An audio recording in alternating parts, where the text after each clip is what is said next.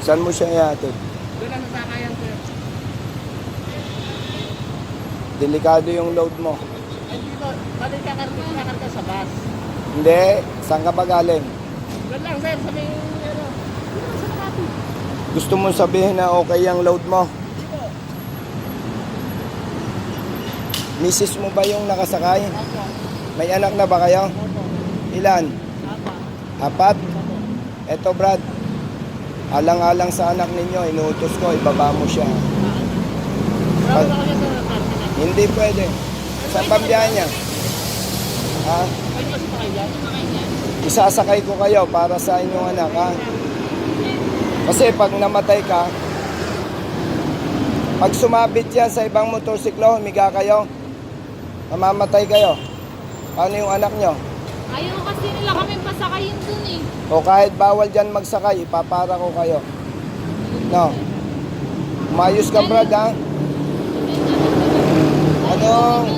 Anong pasensya? Wala naman kayong kasalanan sa akin. Natatakot lang ako, baka mamatay kayong mag-asawa. Paano ang anak nyo? Mayaman ba kayo? Hindi. Oo, pare-pareho pala tayong mahirap lang eh. Wala kasi, sir. Ah. Ay, ng Philippine Plan pala. Pagka nasabitan, patay. Sinong kawawa? Oh. Kaya kahit bawal dyan, ipapara ko kayo ng bus para isakay ang misis mo, ha? Sige po. Okay ba yon? Brad, mag-ingat ka, ha? Pag namatay ka. Kilala ko po kayo. Paano mo nung ilala? Sino ko? Alam ko na, mga kinukuha. Sino ko? Sa pangalan mo. Pero kilala ko ngayon. Kilala eh, hindi Sa mo. bonus pala sa video. Sa boses, kilala mo ako. Oh. Napansin ko kasi kayo, overload. Pag nasabitan kayo ng ibang sasakyan, tutumba, masasagasa. Sinong kawawa? Hindi kayo, anak nyo.